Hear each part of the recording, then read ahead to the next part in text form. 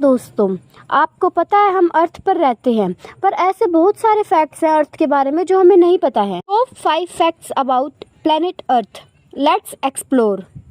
Number 1, age of the earth. क्या आपको पता है कि धरती की एज 4.54 बिलियन ईयर है, मतलब 454 करोड़ साल। अब आपके मन में एक क्वेश्चन जरूर आया होगा कि जो अर्थ की एज है वैज्ञानिकों ने कैलकुलेट कैसे की होगी।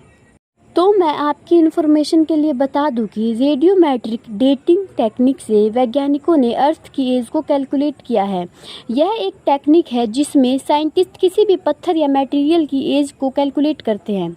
इससे तो आप समझ ही गए होंगे कि जो हमारी अर्थ है वो कितनी पुरानी है, क्योंकि अर्थ पे जो सबसे पुराना पत्थर मिला है वो 454 करोड़ साल पुराना है, जो कि धरती के फॉर्मेशन के टाइम का है। नंबर 2, टेम्परेचर ऑफ द अर्थ।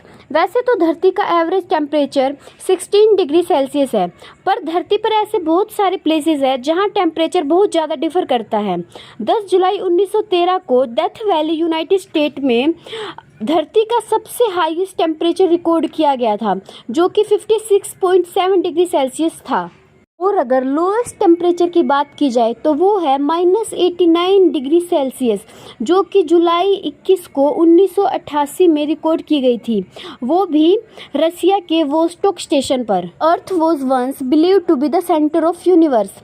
इसका मतलब पहले के साइंटिस्ट यह सोचते थे कि अर्थ यूनिवर्स का सेंटर है और सारे प्लैनेट और सन इसके चारों ओर घूमते हैं।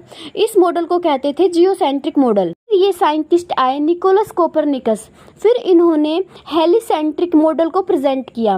फिर इन्होंने बताया कि सन अर्थ के चारों ओर नहीं घूमता, पर अर्थ सन के चारों ओर घूमती है, और हम जानते हैं कि हेलिसेंट्रिक मॉडल सही है। Number 4, the rotation of the earth gradually slowing down. जी हाँ, आपने अपने कानों से सही सुना, अर्थ की स्पीड धीरे धीरे स्लो होती जा रही है।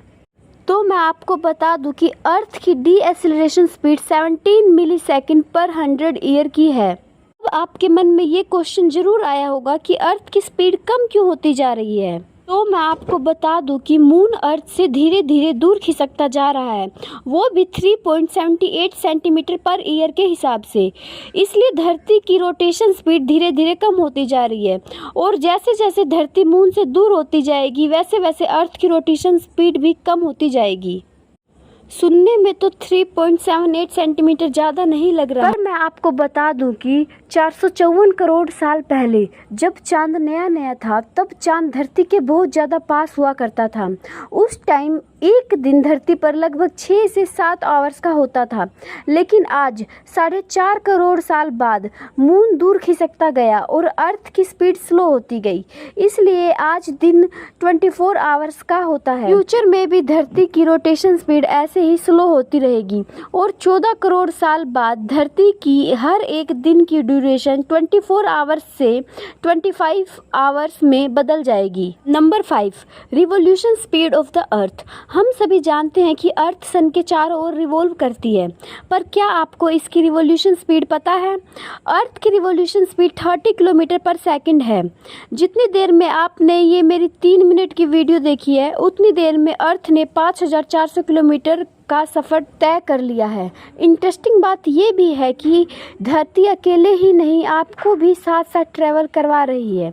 इसका मतलब है कि 30 किलोमीटर पर सेकंड के हिसाब से आप भी सन के चारों ओर रिवॉल्व कर रहे हैं, पर आप इस बात को फील नहीं कर पाते, है ना अमेजिंग। वीडियो अच्छी लगी हो तो प्लीज़ लाइक करें और चैनल को सब्सक्राइब करें।